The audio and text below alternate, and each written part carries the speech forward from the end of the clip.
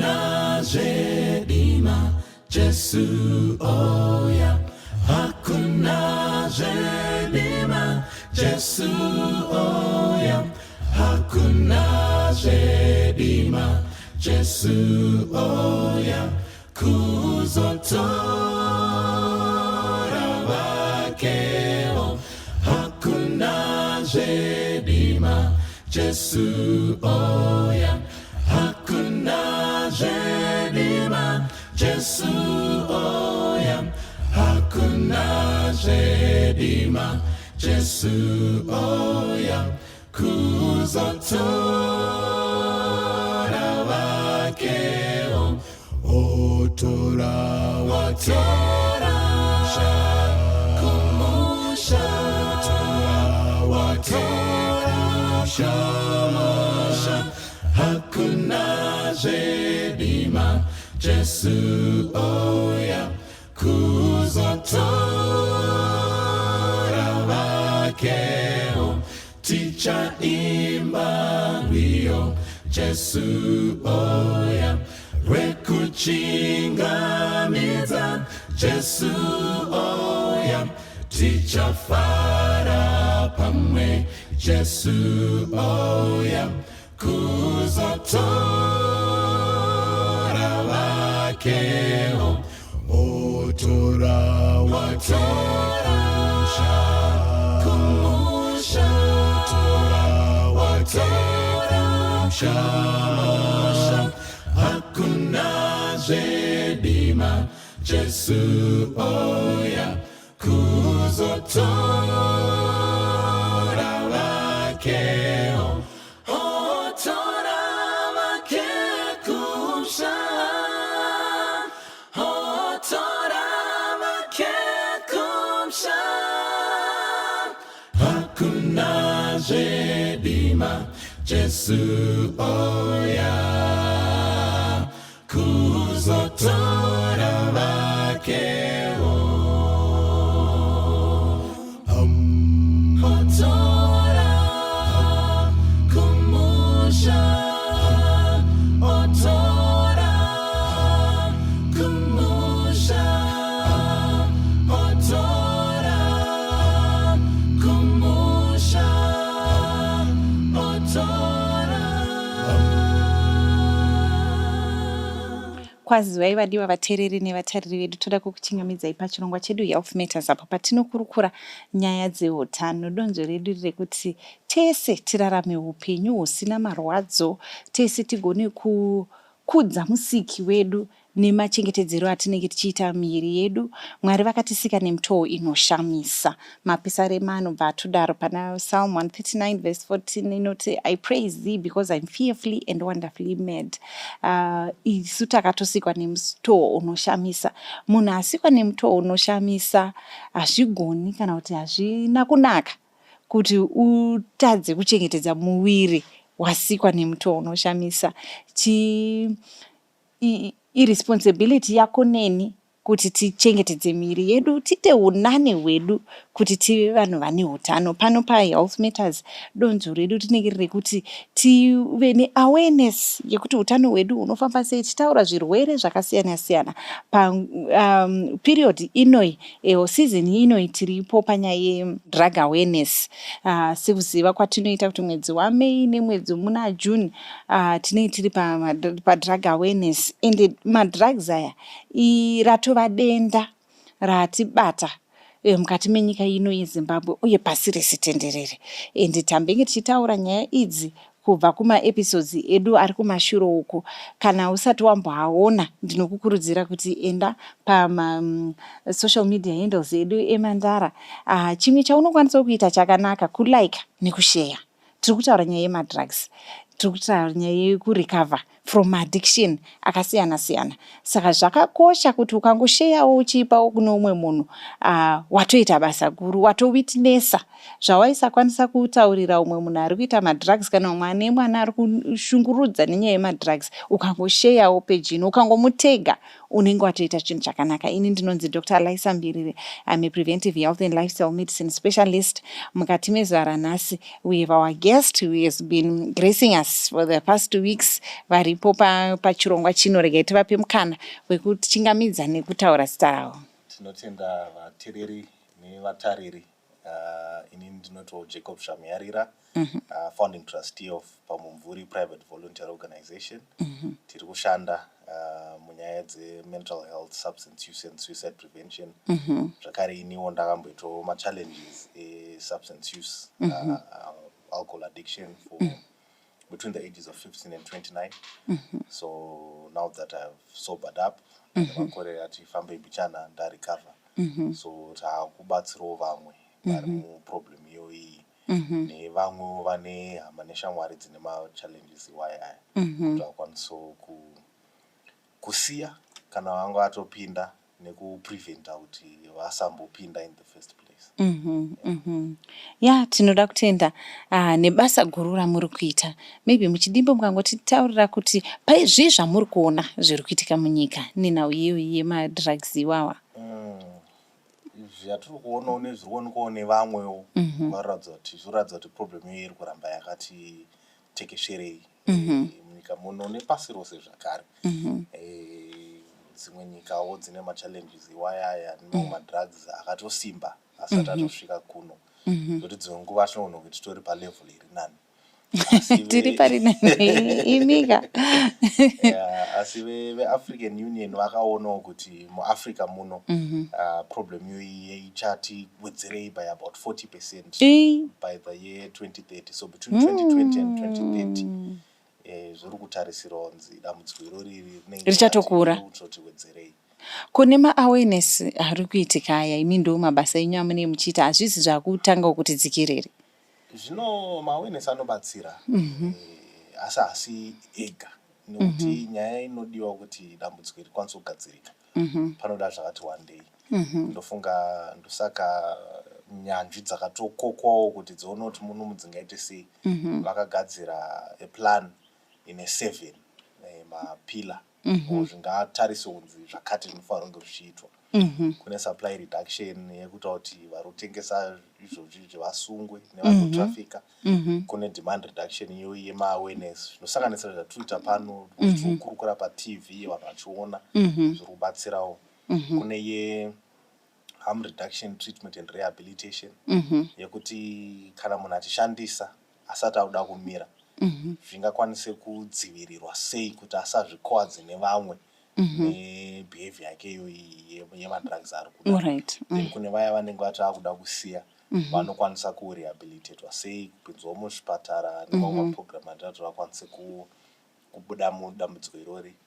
Kwaya community reintegration kuti munhu kana aita sober anokwanisa here kudzoka mucommunity achifunctionawo zviri normal zvinotarisirwa. Then kune nyaya dzepolicy and legal kusimbisa mutemo yedu yatinayo senyika kuadresa dambudziko irori. Tochizopinda kunyaya dzeresource mobilization nekuti zvoda mari yakati wandei kuti zvikwanise kubudirira maprogram anoadresa nyaya iyoriri. Then the last one is then media and communication zvakare chaizvo zvinenge zvichitobatsira kuzivisa kwatuta vanhu nezvedambudziko irori. Saka zvinofanira kunge zvese zvibatana zvichifamba kuti tinyatsoti tinenge takuona kuti tiri kuita progress. Kuzi vanhu vachiita ma-awareness iwawa pachiitwa zvedemand reduction, media and communication vichidaro, kusupply uku kukasarejusika uku vanogona kunge vari kutotidzorera kumashure. But kusupply uku kunonyatso controleka here kana kuti kune vanhu vane vachishanda zviri underground, makateo akasimba. Global evidence inoratidza kuti varipo vanoita zvinhu izvozvizvi organized crime inotoda nyanzvi kuti vakwanise kuita dismantle. Ndofunga ana mazvikokotoo varimo muno ve-law enforcement nema-agencies akasiyana siyana ndobasa ravanoita seized with zvakanyanya. Tinomboona kuti vachizombopublisha mumapepa kuti kwakati kune vasungwa paairport, pane vanga vari kubvawo kunyika dziri kure vachipfuura nemuno ndobva vabatwa, wavanga vachitounza zvinhu muno. zvichingodaro noti Zimbabwe muchiona patiri pamap we are very strategically positioned as a trade route. Okay. Because tiri pakati peSADC.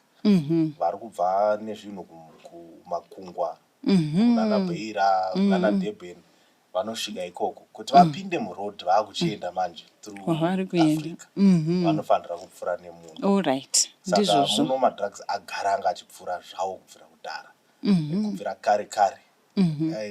Asi nyaya yekuti dzenguva taishandisa currency yanga isina kunyanyosimba tanga tisinganyanyoite matasi market huru. Alright. Kare ikako. Saka patikazodolarize manje became a very attractive market because tine US dollar. Okay. So having a strong currency so zvese zvaifanira kunge zvichipfuura muno zvichienda kwavari kunotsvaga mari vobva vatoti mari yacho iri kuri muno mari yacho saka veduwe ndo zvimwe zvakaitiko zvakati kuti contribute kuti zvatiri kuona mazuva ano zvinge supply yacho ikwire muno munyika because of a very attractive market.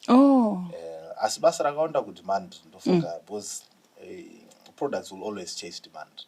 Yes. Mutemo weeconomy. Demand ikapera ikadzikirawo zvinogona kuti zvibatsire kuona tiri kunza zvinhu asi hapana ari kutenga nokuti hapana munhu anovhura musika pasina market. Yes. Saka fact yekutoti misika iyoyo tiri kuiona tinoratidza kuti market vanayo market irimo. Market zvinodhaka zvakasiyana siyana. Market inenge iripo. Munoona ndaitomboona kamwe kaibudiswa kevedoro ava vachishowa kuti masales avedoro kwiriro yaita from I think last year vachishowa like growth imwe inoshamisa yekuti doro razonwiwa mamheno malita akawanda so zvekuti wobva washaya kuti veduwe nezvese izvi zvatiri kuita nedisaster inoitika kuburikidza nekutora zvinhu izvi asi vamwe vari kutocelebrata vachiburitsa kuti doro redu tagona basa doro redu razofamba zvekudaro. But anyway regai tipinde munyaya yedu tanga tiri kutaura pamusoro pezve recovery from addiction ndo series yatiri kufamba nayo takaita number 1 and tikati ne 12 steps dzatiri kufamba nadzo dzatiri kukurukura kuti munhu anyatsorecover kubva kuaddiction kune vanhu vanenge vakabatwa nezvinhu zvakasiyana siyana izvi vanogona kurecover sei. So we looked at step number 1, step number 2, step number 3. Nhasi toda kuti tiende pastep number 4. Munogona ngoti paka recap kemastep number 1, 2 and 3 aya. Ndofunga kupa recap togona kushandisa acronym yatakataura pekutanga yekuti how. Yes. Honesty, open-mindedness and willingness. Saka tichitarisa masteps atakadiscussa maweeks matatu apfurai. Step 1 iri kuti we admitted we were powerless over our addiction and our lives had become unmanageable.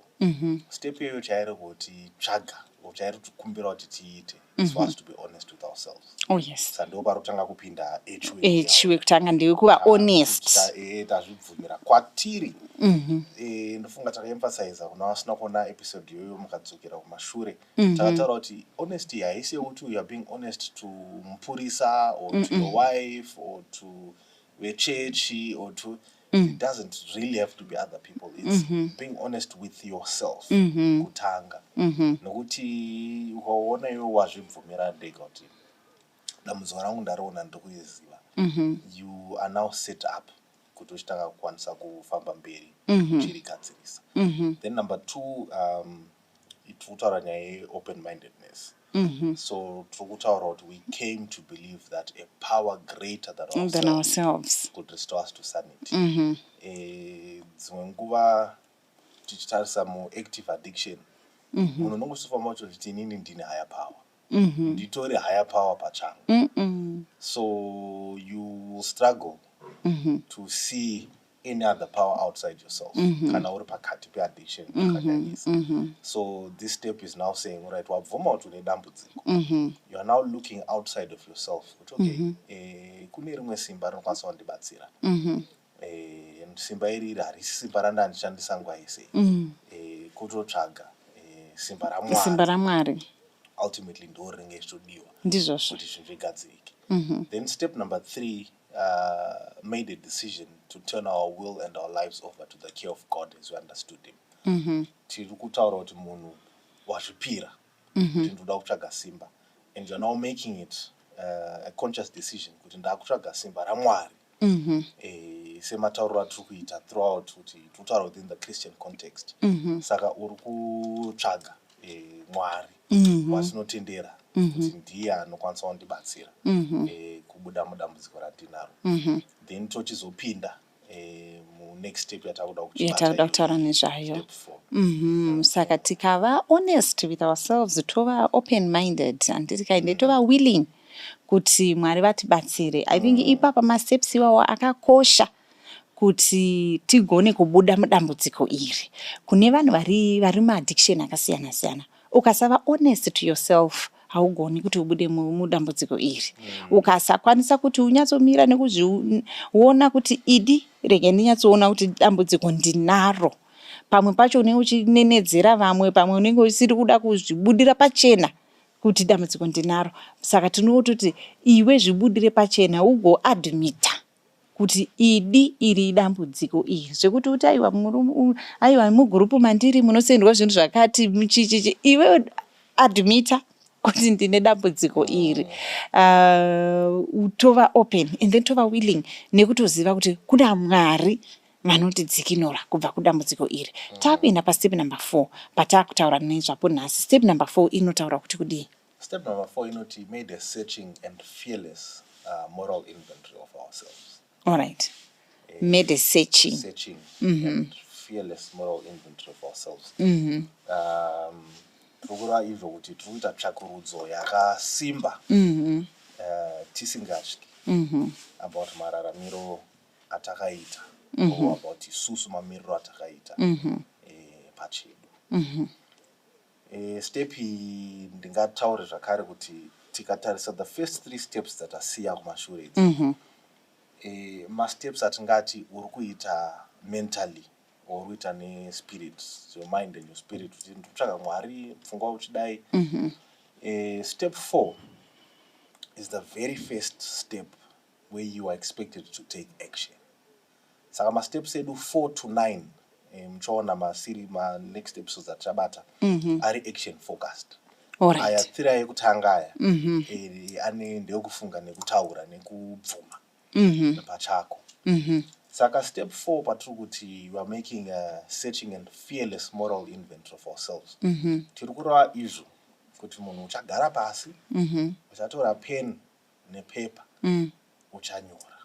All right. Uchanyora. Saka kuti utoti step 4 unotobata kuti iyi step 4 iyi step 4 iyi ndinayo step 4 yangu iyi. All right. Inotowanikwa iri payakatorongedzwa. Okay. Kuti iyi yatobuda step 4. Step 1 hatikwanisi kuibata. Step 2 hatikwanisi kuibata.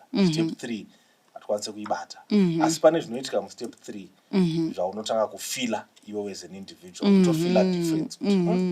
Panapa there's a different power that's simba ramwari ramandiri.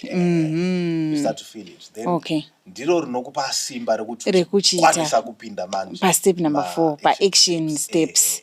All right. Saka tiri kuti haugoni kuenda kustep number 4 usina kunge waita step 1, 2 and 3. Haugoni kuti utange kuita zvema-inventory izvi, anditika fearless inventory, upasina kuconnecta namwari. Mwari ega ndiye anotokupa simba. Saka kana tichiti fearless inventory tiri kuti chii? Unpackerei. Right. Saka inventory yatinoita tinotarisa zvinhu 4. Atingati maheading zvinotitungamiririra kuti tiri kunyora nenyaya dzipi, maererano nyaya dzatiri kubata nadzo dzipi apapa. Saka chekutanga tinotarisa our fears, zvinhu zvatinotya. All right. So you write down a list of zvese zvaunotya. Then uchinyora futi our resentments. Tisati tatoenda apa, ndinoda kuti mungondipa kuti definition kana kuti tichiti inventory tiri kuti kudii. Okay. Tisati taenda kuti tiri kuinventory yacho ine zvinhu izvi neizvi neizvi kuti inventory kunomborevei. Sandofunga inventory tinoinzwa kuna anoita zveaccounts, wanda zvefinance, kana zvestock. Kuti zvatinazvo mustock ndezvipi nezvisimo mustock ndezvipi zvirikudiwa. Saka tingati tinoita stock take yeupenyu hwedu. Exactly. Saka munhu ugara pasi uchinyatsoita stock take yako pachako. Alright. Saka tiri kuti step number 4 stock take. Yauri kuzviitira iwe wega. Hapana nokuitira. Ende iwe hauitire mumwe. Ende tiri kutoti stock take yakatikoshera kuti urecover kubva kuaddiction. Haugoni kurecover usina kuita stock take. Handione zvichibudirira.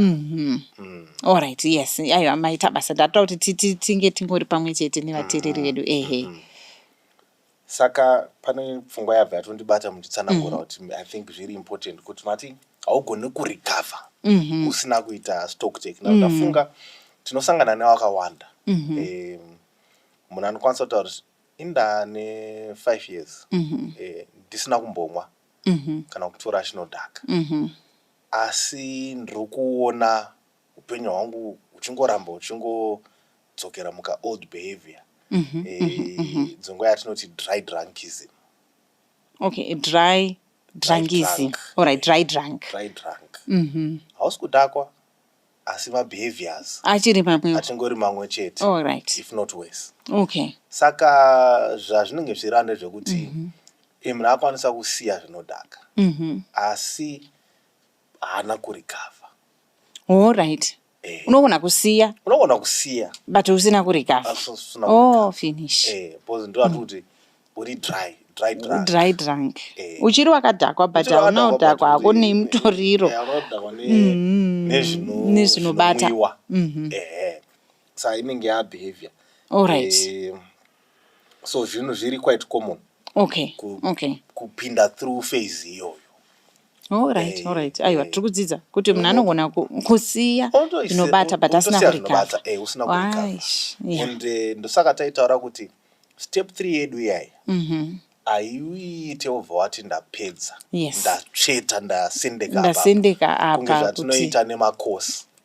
Hai ndakanyora grade 7 certificate racho iri rapa, ndikanyora O level irapa, A level degree, uchidaro uchienda haukwanise kusvika point yekuti ndasendeka, ndaita, ndikapedza. Saka zvinoda kuti urambe uchidzokorora. Step 3 yedu yatakataura yaya, making a decision to turn our will and our life over to the care of God. Said atakataura paya last episode kuti the decisions that we make in a day akawandisa. And we are always confronted with making the decisions based on self or based on God's principles. If we make decisions based on self, it's only a matter of time before they pile up and tadzokera kuchi ku self will run riot, because you've brought in self too much. Self yakutonga.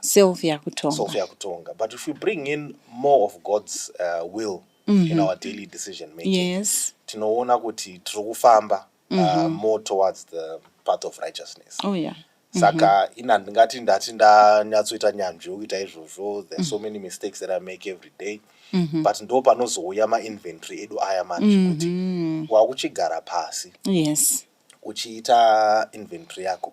Saka tifunga kune mamwe ma-steps ekumberi tichazoratidza kuti on a day-to-day basis inventory inoramba ichiitwa sei. Asi ye-step 4 is like a wholesale stock take. Uri kugara pasi uchingopinda muziwarehouse rako. Zvinhu zvakatanga kuaccumulatewa from musi wakazvarwa to musi wawaita step 3 yako and wakufila kuti ndakuda kutora step yakati. So you'll find some people will need to go through decades worth of information in a step 4. So it's quite an overwhelming step. In panera step 4 ndakatorwara ndichitoona mamiriro azvanhu zvakaita utoona kuti inga zvanga zvashata. And even the emotional pressure, toil that it is that you're looking at it funga tichataura kuti macontents acho akamira sei. Yes. Asi in experience yangu nevamwe vandinoona vachizviita vanhu vanobuda achitaura kuti haisi child's play. Asi yakakosha kuti munhu usvike pakanaka. That's good. All right, maita basa matitambanudzira pastep yedu ipapa, saka ngatichiendei kuti step iyi tiri kuitei ende zvine zvifambiswa sei. Saka watanga kunyora pasi kutotsvaga kana exercise book rako, okay, and kana hard cover, woita maline ari kudzika pasi, macolumn unoita about 4-5 macolumn. Saka yekutanga tatanga tataura mafears ako, zvinhu zvaunotya iwewe as an individual. So mafears aya, they come in so many ways, and munyaya dzimwe dzatinoona addiction is centered around fear. Okay. Kakawanda kacho. Fear, powerlessness, fear is always there in the life of munari caught up in the addiction. Addiction. All right. Yeah, fear it runs deep, and some of these fears are named. Ndikutyika but hausiuziva kuti ndikutyei. So wanyora mafears ako iwayo, wapedza ikoko uchinyora ma-resentments. When you get to ma-resentments, you are writing down. But mafears api anowanzolida vanhu kuma-addiction? Mafears akawanda. Okay. You can write a fear of God, kutya Mwari chaiko, fear of life itself, kungotya kuti fear of death. Okay. Say, I mean, zvakawanda vanhu zvavanenge vachitya mukurarama. So there are different types of fears, and fears can be, ndakanyora fears of snakes. Ndikangopinda musango ndinotongotya kuti panapa ndakafita kusangana nenyoka panapa. Ndo mafears mamwe angori common kuti munhu unongonyora. But you find kuti mafear iwawo anosvitsa munhu kuaddiction here, toti fear of snakes. Ngatifambe tichaona kuti mafears iwaya haungati uri kudhaka kuti uri kutya nyoka, but ultimately the underlying thing or is just a symptom. Sezvikataura kuti fear the opposite of fear is faith. Yes. So ukaona une fear inenge iripo pane munhu is evidence of that separation from God. All right. Because Mwari kana apinda mauri kana avepo, you become fearless. In our church zvakanyanya funga there's so much scripture that yes, that's true. That's fear true. Not, fear not. Yes. Yes. Common things. And zvinogona kutitaridza panapa kuti step yekuda kunyatsoita inventory your fears, dzimwe nguva we gloss over our fears, hatinyatsoda kusvika deep down. There are certain fears munhu dzauinadzo dzekuti dzimwe nguva ukasanyatsozvitsakurudza wega hazvibudi. But and to be honest with yourself, kuti rege ndinyatsogara pasi ndinyatsotaura mafears angu chaiwo ndeaya neaya. Because courage kana taanayo, dzimwe nguva funga kuna nyaya dzedoro, kana mamudza statement rekuti Dutch courage, kuti munhu kana munhu achiti ndoda kukumwira, ombomwira munhu kuti ukwanise kuita something, kuti utaure nemunhu, kutya. Yes. Obva wafila kuti ndoda something chinondisimbisa, wachibva wati rega ndimwe chibhodhoro changu kusvika sei chinondipa simba randisina. Saka ndo pamwe pari kupinda kuti fear iya ikwanise kuwanikwa kunzi inobviswa through faith. Okay, yes. Saka tabata fear. Then tochipinda kuma-resentments. Ma-resentments zvigumbu zvatinazvo. Tinonyora zvigumbu zvatinazvo kubvira tichakwanisa kurangarira. Zvimwe zvigumbu zvinenge zvakati vanhu vadiki asi zvinenge zvichiripo, saka zvinonyorwa zvese izvozvo. Saka unonyora chigumbu chacho, kuti kana ari munhu wakagumbukira unyora iye the reason yeresentment yacho, kuti apa akandiitira chakati, then which part of yourself was affected. All right. Because ipapo futi pakakosha kuti the part of self that's affected. Is it my social status? Chimiro changu anachindoona ndakamira kudai zvakavhiringidzika here.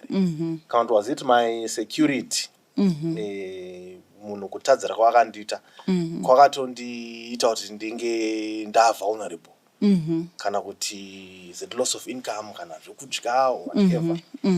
Then tochibva tazotarisa kuti sex relation, kana munhu akandigumbura akaita chigumbu chekuti chakandikanganisa my sex relation, kana kuti munhu akatora spouse yako, resentment inenge iripo, so cause yacho zvakavhiringidza my sex relation. Alright. Zvakadaro. Then imwe yatinozoita the next column is we then look at the part that we played in that resentment. Oh, okay. Kuti inini pandakapindawo panyaya iyi ndepapi contribution yangu iyoyi. So when you also look at that, unotanga kuona kuti liberation yanoti it's very painful as you go through those things. But munhu anotanga kufeel better, especially paunozotanga kuona the part that you played. Okay. Zenga unotoona kuti zvakaitika apa inini pane kukanganisa kwandakatoita kuti zvinhu zvizondiwira zvakadai. So you then find kuti you start to heal as you go through that. Going through your resentments. Hapana here patinokwanisa kuita resentment nemunhu ini ndisina hangu pati yandakaita. Munozwa pane resentment inouya pekuti toti mwana akazvarwa, baba vakaramba pamiri ipapo, mwana uyu akazokura achichengetwa, achigamwidzanwa, achiitwa sei, zvikamukanganisa zvekuti akabva aita resentment yakakura kudaro. Tongoti munhu anotongori neresentment towards vanhu vechirume usakasiyiwa ari baba vake munhu anongoita resentment imwe ingoripo yekungoti but kuti haana pati yakaplaya pakuenda kwababa kwakaenda panditi anga asipo panyaya idzi, but wazongokura in environment yekuti uri kungokura uchinzi uri gora mumusha, like you know, nekuti baba vako havazikanwi, kana kuti pane here zvimwe, kana kuti munhu angokura waabuswa nevanhu vauri kugara navo, waabuswa and woita that deep seated resentment. Saka pane here pekuti handina contribution, but I resent men, or I resent this. Ichowadi ariko ma-situation akadaro ekuti iwe haunawo pati wakaplaya asi zvinhu zvakatoitika zvikatokukanganisa. So tichazoona kumberi kuti ma-resentment edu aya tinomaita sei. Alright. Kuti tamanyora kudaro. Then kuti tichizoti apfuure or ticha let go of. How do we deal with them? So tichapinda. So apa tatombofamba nemacolumn edu. Tatanga ne-our fears. Tapinda kuma-resentments. Takupinda ku-our harms done to others. Okay. Vanhu vatinenge takatadzira. Yes. Through our addictions. Unoona kuti list yokanzonyora zviri honest vakawanda. Vanhu vakakanganisira kuburikidza neaddiction. Vanenge vakawanda chaizvo. Saka paunogadzira list yako iyoyo unonyora makanganisiro aunenge wakaita, zvakaitika zvacho zvogara zvakanyorwa. Alright. Palist yavanhu vako ivavo. List iyi unoisa paside, pane patichazoibata. Then tochizopinda ku the fourth column, the fourth item. So kunyora sex conduct. Okay. Sex conduct yedu kazhinji kuona munyaya dzeaddiction. Yes. Panogona kurasika mwero panyaya idzodzo dzema-sexual behaviors nemahabits edu. So you write down all those things. Nokuti apa tiri kutarisa atingati the causes and conditions dzezvinhu zvaita kuti tifarire kuda kunyaradza pfungwa dzedu nekutora zvinodhaka, zvingave doro, zvingave madrugs, or even ayo mamwe mabehaviors anenge aripo. So when you write down all those things, unotanga kuwana mukana wekuona mamiriro chaiwo chaizvo zvaunenge wakaita iwewe. Ndinonzwa vamwe uchiti ungatotaura kuti that was the first time I met myself. Because munhu unenge uchiona uchirarama through lens yatingati iri bled, iri contaminated, because your life is not looking at things objectively. Nenyaya dzezvinodhaka zvakasiyana siyana, or even the habits that we pick up are addictive. So munhu unongosiri kunyatsoona a clear picture up until unongona idea uchinzwa ndingati zvakati zvaitika and all sorts of things. But when you sit down and write down these things honestly and openly to yourself, ndopa unoona kuti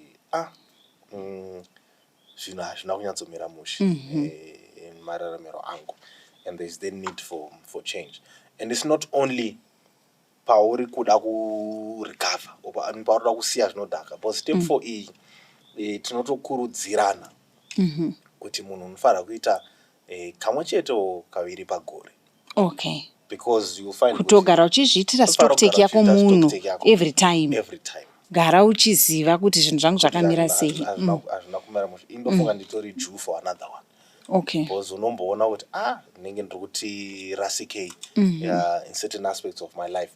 Asi handifunge kuti ingazombofa yakaita as bad or as difficult as it was the first time yamakaita pandakatanga kusangana nayo. Asi iyi process ida kuramba ichiitwa house cleaning, and even paunenge uchiita ipapo you find kuti pana vanhu vakafa vanenge varipo palist pako ipapo. How then do you deal with those? Okay, apa tantaita issue yakati neyakati, but munhu asisipo kana kuti ndiwo akatadzirwa, munhu abuda ari pama-resentments ako, uri kuona kuti sure se-situation yamamuchipa kuti apa ndino chandakaitawo ndakangowaniko vanhu vachazodii, nyacho ichazofamba sei, because inini handichaide. Yes, I need to let go. But the other party seems to be fine, ari happy, achirarama mararamiro ake. So patinozoenda ma-steps ari kumberi uku, pavanochambobvunza kuti yakadaro inofambiswa sei, unofanira kuti chitozongomaapproacha patichasvika kustep 9. But step 9 iri kutaura kuti we are going to sit down with people semagariro atiri kuita iwaya tichikurukura. Saka uchatora vanhu ari palist pako, vachaapiya kumalist ari kumberi uku, takuchiita house cleaning yedu iya, takugara navo pasi kuti unoona zvakati nezvakati ndo zvakaitika. Alright. Nyangu nevo vakatadzira vaive at least yekuti those people that you wronged vakatadzira nevakakutadzira, even vasina kuuya kuzogara newe pasi, munofanira kuti muite hurukuro iyoyo. You'll find the moment you sit down with those people, maconversation acho hongo akaoma. Dzonga unongotofunga kuti pano pamwe ndicharohwa kana kuti ndichasungiswa kana zvichadii zvichafamba zvakaita sei. There's always fear inopinda munyaya step 4. There are actually 2 things that really block kuita step 4 kwakanaka: pride and fear. Dzonga you think kuti this is now below me, kuti ndinge ndichitarisa nyaya yakadai, because sezvatikambotaura I think ma-episodes ekutanga kuti there's a huge ego mune munhu ane addictions. So ego iya nepride kana zvapinda pachigaro unofila kuti izvi handikwanisi kuzviita. So kazhinji zvinotora nguva to go through the process fully. In 8 years of recovery handisati ndatopedza kunyatsoti ndasvika pamongo penyaya idzi. So that's how deep seated some of these things are. And even when you sit down nevamwe vanotaurawo kuti zvinhu izvi haisi child's play, kuti munhu ukwanise kunyatsoconfront zvinhu zviri at the core of the addiction. Inside takataura kuti the addiction is the symptom. Remember, I think first episode, yes, step 1, takati someone with a drinking or a drug use issue, it's not their problem. It's not a drinking or drug use problem. It's a drinking or a drug use solution. that you are bringing. So kutoshandisa zvinodhaka itori solution Yauri yekudhila nezvinhu zviri mustep 4. Alright. Saka tochiti chiita inventory. Uone kuti zviri kubva kupi. Alright. Pane rimwe bhuku randinomboverenga nekubatsira navo iri papa rekutaura pamurikava from addiction rine ma7 steps of change. Pastep yamuri kutaura iyoyi ivo vanoinyora vachiti look at the antecedents. Ma-antecedents tichireva kuti zvinhu zvese zvingadai zvakonzeresa kuti upinde pane chinhu ichi, whether your belief system chaiyo, you need to look at it, examine your belief system. Umbonyatsoona kuti zvinombofamba sei, examine kuti makuriro ako kwawakaita wakakura sei, ita kunyatsonanganudza pazvinhu zvese, kunyatsotarisa kuti ndakakura sei inini, ndakakura muimba yakaita sei, zvese izvozvo ukazvinanganudza zvinokubatsira kuti unyatsoita inventory yako zvakanaka. Wonyatsodzoka sekutaura kwamaita kuti uchadzoka kubva kuzuva rawakazvarwa, wonyatsodzoka kunyatsotarisa kuti history yangu inini history yakamira sei, ndakakura mumhuri yakaita sei. Saka imomo pauri kuita ipapa uchazogona kuti uone kuburitsa zvimwe zvinhu zvese izvi pakuita inventory iyoyo. Saka kungoita hakusi kwekungoti ndiringononyora kuti chandikonzeresa kuti ndiite madrugs chii, chandikonzeresa kuti ndiite addiction iyi. Tiri kuti ma-antecedents kuti zvinhu zvese zviri associated zvingadai zvakakupa foundation yekuti upinde muaddiction. Saka kunyatso kuti ndezvipi zvinhu izvozvo, zvitarisise kuti nyange zvokuti unyatsotarisa kuti ndimbori mwana wechingani mumba. Dzimwe nguva zvinogona kutokubatsira kuti unyatsoona kuti inini ndiri firstborn, matendensi angu iwo firstborn ndezvipi zvimwe, pamwe nekuti ndaisangana nezvakati zvekuedza kuti ndibatsire mai vangu kana kuti baba vangu tiite izvo. Munoza zvekutoti munhu uri kuti ndiri deputy parent, une zvimwe zvauri kusangana nazvo, unogona kuzoda kuwana an outlet of doing other things, kana kuti inotsanangura zvakawanda kuti nanganudza upenyu hwako hwese. Ugotarisa kuti saka apa pandiri zvingadai zvakacontributa whether directly or indirectly. Saka tabva pachine here imwe column. So ipapa tasvika pakuti ndo zvakakosha zvinonyorwa. Our fears, our resentments, our harms done to other people, our sex conduct. Okay. Tanyora izvozvo. Tinobva tatanga kuona kuti right, saka nyaya dzedu idzi dzakanyatsomira sei. Yes. Pane rimwe bhuku rakanyorwa the same author, the same lead author akanyora bhuku rine the 12 steps rinonzi Alcoholics Anonymous. Akanyora rimwe rinonzi 12 steps and 12 traditions. Yes. Step 4 because apa anenge kunanganudza each step achinyatsonyora after more years of experience. And manyorero akaita akanyora chinzi instincts at collision. Okay. Kuti ma-instincts zvipo zvatakapiwa naMwari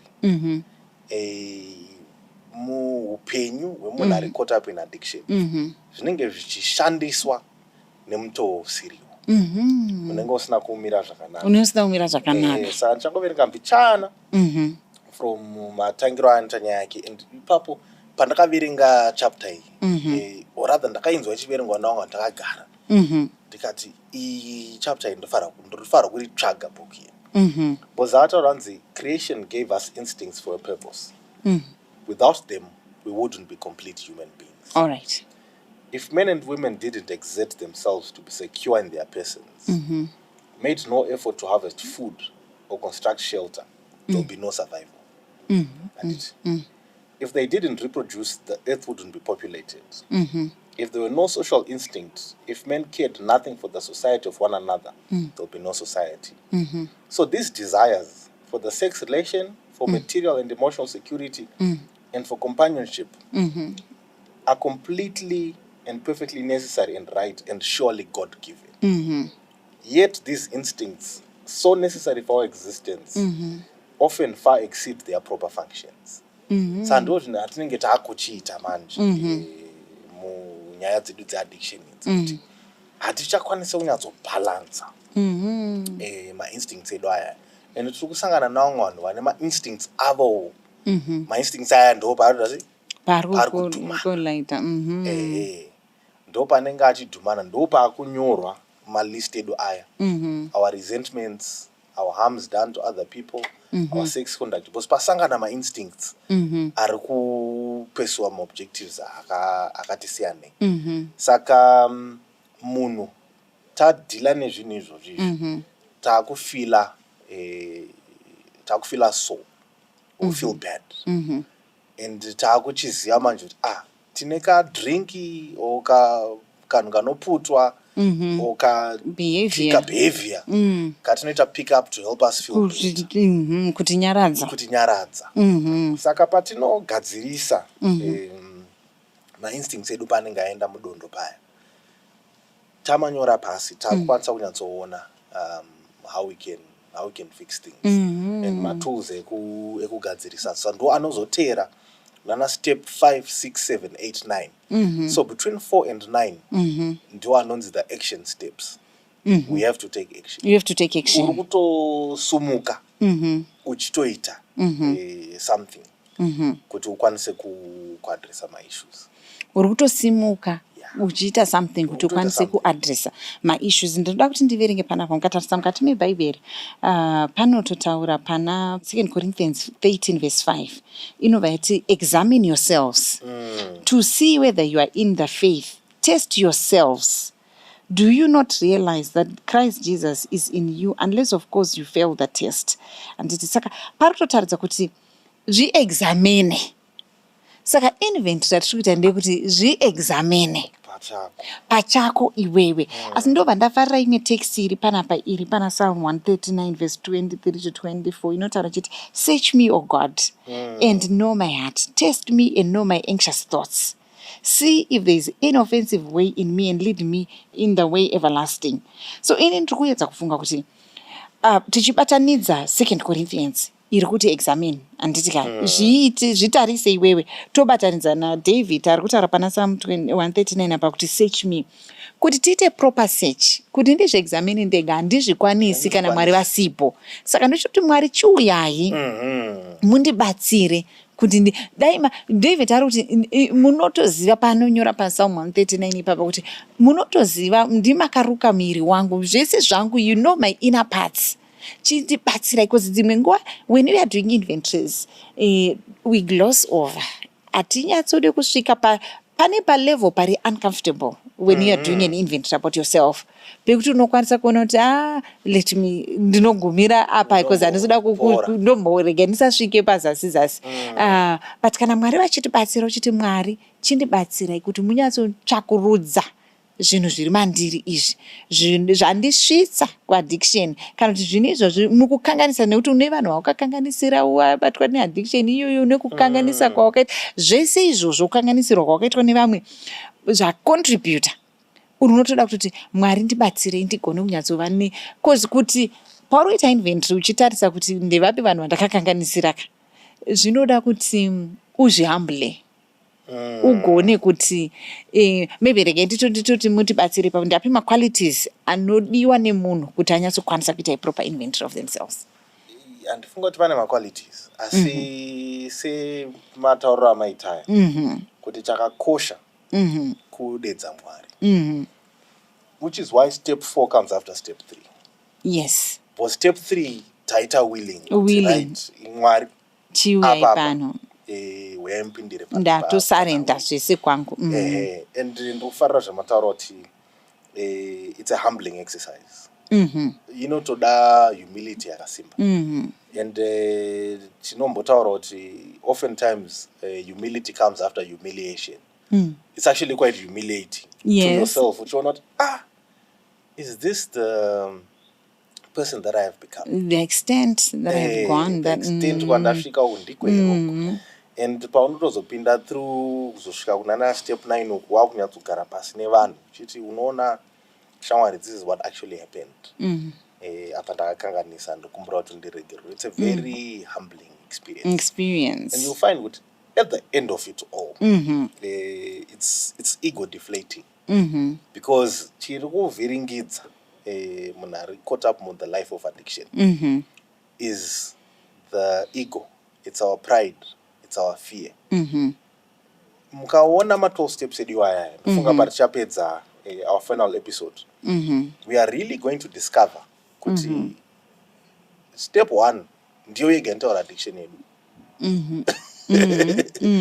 But the 12 steps, the word alcohol or drugs or gambling or pornography, whatever it is, chatini kutitagla nacho chinouya mustep 1 chete. 2 3 4 5 6 7 8 9 10 11 12 do not talk about the behavior or the substance. Yes, They talk tikuda about the kudhila person. kuti iwewe wacho iwewe titarise pauri. Saka ndipo pane basa racho rese. Pauri ndo pane basa rese. Ndipo pane nyaya yese, because I mean alcohol is a liquid in a bottle. Yes. Inogona kugara apa iri yega. Haina zvainenge ichita. Crystal meth, those are tiny crystals. Ukatuona tunotonzwisa tsitsi tusautu ndo tiri kubva twatonga upenyu hwevanhu kudai. So problem haasiriwo ma substances, and I see a lot of people putting emphasis. Saka ngatibva tasunga vanhu, ngatibva uchitomutorai timuise mu detox titi. Fine, well and good, detox but that's not the ultimate solution. Yes. What then needs to happen as a follow-up is kuti munhu akuchiwana an opportunity to do these 12 steps, because that is what really and truly makes people recover. Ndipo panoitwa emphasis yakawanda. Kune vanenge vazviona kuti they would like to take that path to their recovery, because I mean there is no monopoly over how people recover. Yes. Zvakawanda zvinoitwa, vamwe vanoti anzi ngamwe chakati tikamwisira mapotatoes akabhoiliswa oiswa mudoro, yakamwa mukaka wenguruve. I've heard all sorts of theories on what helps people to sober up. But but there is no chemical solution to a spiritual problem. Oh yes. Because at the end of the day, yes, it's a separation from God. Yes. And it can only be remedied by restoring that relationship every day. Yes, I understand Ramashoka Mati, there is no chemical solution to spiritual problem. Hakuna solution yamungatsvaga mungati akamborutiswa doro akambodini pari kutoda kuti titsvage ukama naMwari udzokedzane. Ende papapa ndiri kutoona kuti vanhu patinoita inventory iyi ichakubatsirawo zvakare paaccountability, because ndiri kudzoka pandiri, saka it makes me accountable kuti ndinyatsoziva kuti dambudziko harisi mubhodhoro mandiri kuti it's the liquid in the bottle yamataura iya, hakusiriko. I have to be accountable. Accountability starts when I'm able to do an inventory ende ndichiita zvakanaka. Ende ndinoona kuti kana ukava munhu ari kuva accountable pama-actions ako nezvese izvi, growth yako inoteera. Zvinogona kubva hazvizonyanyonetsa kuti ubve pane izvi zvanhu zvanga zvichikushungurudza uende kumberi. And issues of self-awareness. Self-awareness inotibatsirei in terms of recovery, because when you are doing this exercise, it's an exercise of self-awareness. Yes. How does it help you to move forward and to recover? So it's very important. Sandambotaura kuti tinosangana nevakawanda vanoti ndakaregera doro nguva yakati, ndakaregera zvinodhaka. Kuna vanhu vanokwanisa kuzviita vosiya, asi kana usina kukwanisa kuenda through some of these exercises, you become a sober person achingone behavior yanga isina kumira zvakanaka. So when you go through, especially a step 4, inokupa opportunity yekuona exactly pari kukanganisika. Sezvatataura kuti stock take. Waita stock take kana une business rako ukaona kuti product X yapfuura expiry date, you have to take it out. Kana kuti muwarehouse mako makanaya mvura, kune zvimwe zvekuti zvikaendwa nemvura hazvina problem. Kune zvimwe zvekuti zvikaendwa nemvura iyoyo zvatone ma-issues moisture content, pakuita mold, pakuita chichi. So you need to take those things out zvinenge zvisina kumira zvakanaka. Correct. So mushure monge waita stock take, you can actually see kuti izvi hazvina kumira mushe. Wane self awareness yamataura yekuti iri important kubatsira munhu, because as you go through your recovery journey, it's recovering of self. Mhm. And even step 4 yako, Mhm. kazhinji paunongochiita unotoita utori wega. Unotoita uri wega. Unotoita uri wega kuzi ndiwe muchiwanza uri hapana kuita kuzoti aone. Chapinda step 5 next week.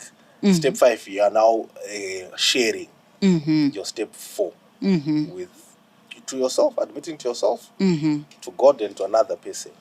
So ipapa vanhu pavanotaura nyaya dzekuti accountability zvinobatsirei zvinokwanisa kubatsira munhu ari kuda zvake but wambonyatsoita kuti uzviexamine.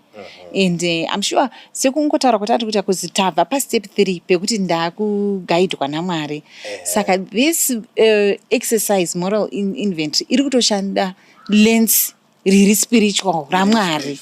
Harizi lensi rekungoti ndingoita zvimwe ndichiona kuti aiwa izvi kwandiri zviri acceptable zvino, but tiri kutongoshandisa a spiritual lens iri guided naMwari. Ndo yandiri kushandisa pandiri kuita inventory yekuti ndione kuti ichi chine moisture, ichi chaora, ichi expiry date radarika, ichi saka tochishandisa.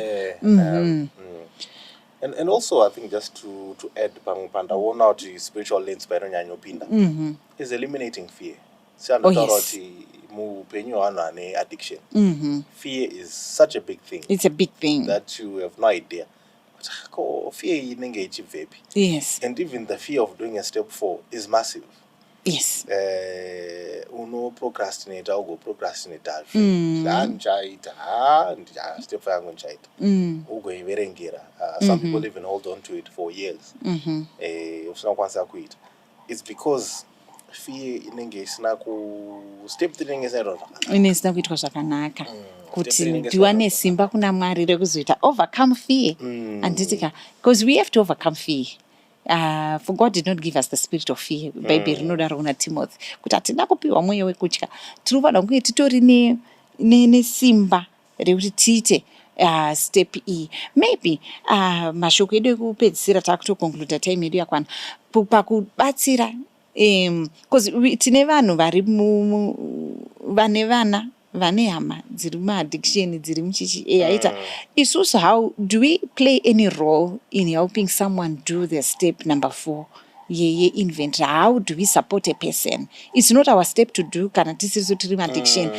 Is this person's step? Where and how do we offer support, if any? Zvandinoona zvandinoziva zvinokwanisa kubatsira, there's a support group for friends and family for vanhu vari mukota munyaya dzeaddiction. And tichazoti maybe pane imwe show tozoisa phone number yavo. Iko zvavanoita ikoko vanotoitawo ma12 steps iwayaya. All right. Ivo so the best way you can help someone do a step 4 is for you to do your own step 4. Okay. Because azvinonzi masteps aya ndezvidhakwa ukanyatsomaverenga masteps ari applicable kune munhu wese. And you will find kuti zvatiri kuona zvichiitwa nemadrugs nedoro izvozvo to a certain degree tinenge tinazvowo futi vacho vari sober zvinenge zvirikowo futi. So ndo mamwe maitiro mabatsiro angaita kuti. All right. So when I do it ndinokwanisa kuti zvinondipawo simba rekuencourage umwe kuti ndichimuti step yangu ndiri kutotaura inini sekuti I've also gone through this step. I mean I've also done a moral inventory of myself. Sazvinogona kubatsira kuti tiri mumba imomo tichingodiscassa kana totongoti an exercise yatiri kuita semhuri. Munhu uchiita as individuals tiri kuda kuti tiite takadai so that unkozi umwe anogona kunge aichine fear yekuti aite pastep ipapo, but tikava supportive yekuti isusu tatoitawo step yedu uyu kana zvinogona kutibatsira. Maybe mashoko enyu ekugomisira kuvateereri vedu tiri kuconcluda step number 4. I think sezvandatingotaura parambotaura pakuti there is no chemical solution to a spiritual problem.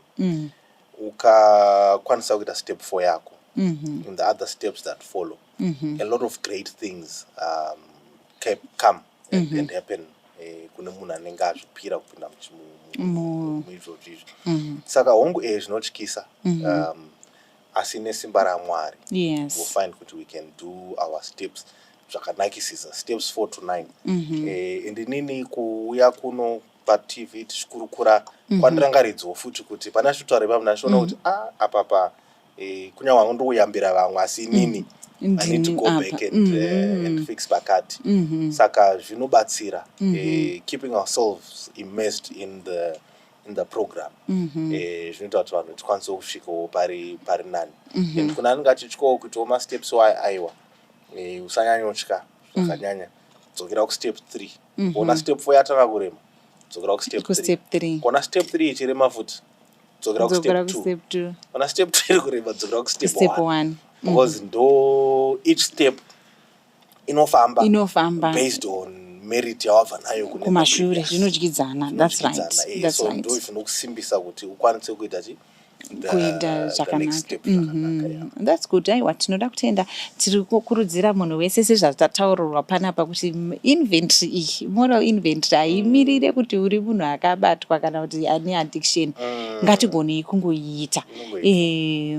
Tinozofara kune vamwe vari kuona nyangwe pachat apa titaurirawo kana wakamboitawo inventory iyi uri wega ende kuti experience yacho zvakakufambirawo sei. Tingokurudzirana kuti tive tinoita mastep iwawo tichimaita regularly and timelessly zvinotibatsira. It's a step towards the creation of community inenge ine vanhu vari self aware, people vanokwanisa because ndo panobva growth yacho ipapa, ndo panobva growth. Saka tigoni kukura nyangwe mumaarea ehopenyu akasiyana-siyana, kunyange mumarriage yako chaiyo munhu unokuda kutoti mutoita inventory yekuti timbotarisa kuti zvinhu zvedu izvi zvakamira sei, ukama hwedu nevanhu nevana itai mainventory.